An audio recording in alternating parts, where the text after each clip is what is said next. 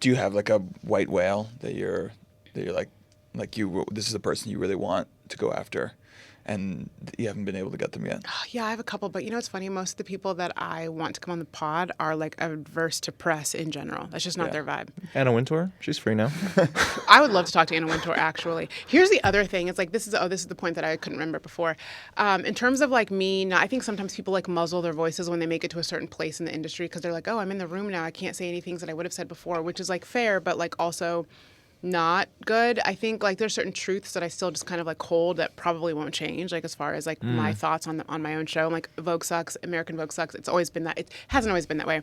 It's been that way for a very long time. Like that's not something I'm going to placate to. Like I don't think Vogue is interesting. What shifted, or like when was it interesting and why, and then when did it?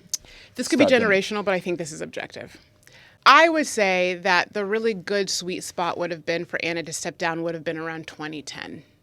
I think about 15 years ago would have been a good time. That was when everybody was getting on desktop. That's when the blogs were happening. That's when influencing was kind of becoming a thing. That's when really the digital era was taking off. Print not only is dead, desktop is dead. Like we're moving faster than they think is going on. The thing that Vogue has going for is that it has like over 100-year-old IP. Like Vogue, the word is super strong. But as far as their programming or content, what do they have? 73 questions? Like they don't have anything that people find interesting. Right. Vogue World, maybe, which that sounds I feel like there are a lot of, magazines like Rolling Stone, like they can still get a really amazing cover because it means something, but Vogue can't even get a good cover. And that's like, controversial to some people. But like, I think, I'm in my late 30s. I grew up with Vogue. It was also, apart from just like covers and celebrity and that kind of thing, Vogue used to be far more of an intellectual publication. I think people forget that. I think women like myself or the kind of thing that I want to build, we read Vogue because it was all those things. Because if you were an intellectual woman, and this sounds so self-aggrandizing, but like if you were a woman who liked multiple things but also like style, you could go to Vogue to read a lot of different things. And there would be a political story in there. There would be a story about something medical in there. There'd be something about, a runway thing. There'd be something about Stephen Sondheim and a great new, musical that was out. You could get it like wasn't Lauren Sanchez's wedding. It wasn't fucking Lauren Sanchez's wedding, which that feels like state-sponsored media. That doesn't even feel like an elite bourgeois. That is like a good aristocratic. death knell. That was we're done. We're done we here. bent the knee completely to tech. Tech has won. And now we're just like all we have is a little bit of prestige, and that's all we can it's up sell. for sale. And it's for sale. So I think that would have been a good time for her to leave, just because you could have still saved it and put somebody in who was fresh. I mean, she was 37 when she took that role. She's been there almost 40 years. Like she would be dead before she let somebody else come take that role. In fact, her leaving isn't even really her leaving. Word on the street, there's not going to be another person with a title editor-in-chief. They're going to be like editorial content director. She's still head of Condé. Yeah, she's still head of Condé and all those things, and that's fine. And Except for, by the way, The New Yorker, which I would say is the only maybe relevant Kanye that she's not touching. Condé publication is the one that she does not touch. It's the only thing that maybe still has a heartbeat, Yeah. I mean, I will say Amy Astley's doing a good job with AD. I think AD is good. Yeah. But And because they pivoted, they do Cribs now. Yeah, exactly. They do MTV Cribs, which was smart, and also brought this clicks in from YouTube, and so you're kind of getting the ecosystem involved. But Brian and I were talking about how like all media now is actually just like MTV shows did it first. from 20 years ago. True, very, very true. That's actually a great take. Like Jackass is TikTok is like pranks, quick like 1 minute, like the Nelk Boys, all this like Boy Room is just room raiders. Yeah. They all did it. All those dating shows where it's like in that white room. Singled out. Yes, next. Yep. They wants to start a viral TikTok series, just have the person go on dates with the moms. Yes. And then choose the person based on parental control. Yeah. Oh my God. Yes. Whoa. This is all I watch for that. They're always on at like 4:30, just when you came up from school.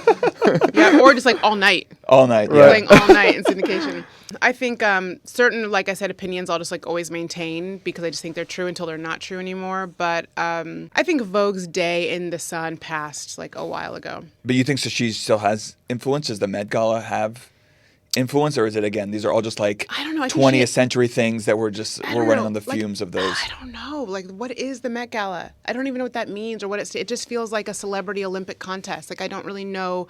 Yes, you can say it's for the Met Institute and, it's for the the Costume Institute at the I know what the brochure says, but I just don't. We don't know what goes on in there. We don't have access. You can't bring cameras in there. The celebrities can't bring cameras in there. Oh, they always they smoke in the bathroom and they do a selfie. Smoke in the bathroom. It just feels like somebody said this on Twitter back in the day. Like it feels like a celebrity Illuminati prom. Like I don't really know what it's for, but I don't know if Anna has influence as much as she has power. I feel like those are two different things. Like she definitely has a lot of power. I don't know how influential she is. I also think, and this goes back to the conversation we were having before about it being like the right time and the right like window and the right zeitgeist. Like when she came to American Vogue, that was the right time. She was in her late 30s. She had a lot of relationships with all of the best photographers in the business at that time, most of which are passing away now. That's how much time it's been. They were all in their 40s or now in their 70s or 80s, Demarchelier, Peter Lindbergh, Craig McDean, whoever the best photographers, and we're still using those, Annie Leibovitz, Inez Invenuto, like she's still partnering with her friends. Okay, sure, Tyler Mitchell will get a cover from time to time, but ultimately we're still working with the same cast of characters. And I don't think that that's like refreshing. And that's not to age shame anybody or say that they're not even still good at their job, because I think they probably are technically experts. But they culturally, haven't adapted at all. Yeah, it's a cultural thing. And I also don't think that you can, I don't know, like I said, I believe in the idea of like the window, and I don't think that you can understand a new world. There's something about the fact that she was, and a lot of her contemporaries were in their late 30s when they got to the helm. I mean, Mark was 33 when he went to Vuitton. Tom Ford was 34, I think, when he got to Tom Ford. Like, people were just stepping into their adult people jobs at that time. And then they wonder why millennials can't move through the corridor. It's like, because you guys won't piss or get off the pot. Yeah. So Chuck Schumer and Nancy Pelosi. And like, yeah, and I just think it's grown stale, and that's not to shit on those people, but I think, to hold on to a title for that long. Like, Condé is not supposed to be a retirement home. That's not where you're supposed to, like, set up shop. And I think it would be fine if she was like the CEO of a company that like sold tires, but it's a cultural institution, so I think it would make sense to stay with like the running water. Yeah, but you become, I think, like calcified, and you don't want to give up that corporate card. Yeah, and it's powerful. Like, how many friends do we know that like once they leave their job or go independent, they're like, oh no, I don't have this institution to like put in the signature of my email. There's something powerful to like move through the world in that way. And I don't know. Yeah, and there aren't a lot of things that have prestige. I mean, we talked about that also with Kareem. There's not a lot of things that have prestige anymore. There's not. And podcasts, I think they're great, but they don't have. You can't tell someone that at like a party and they're like, oh my God, a podcast. You? No. Yeah, I know. Maybe in like 100 years. Yeah. If we get that far. Okay, that was Middlebrow.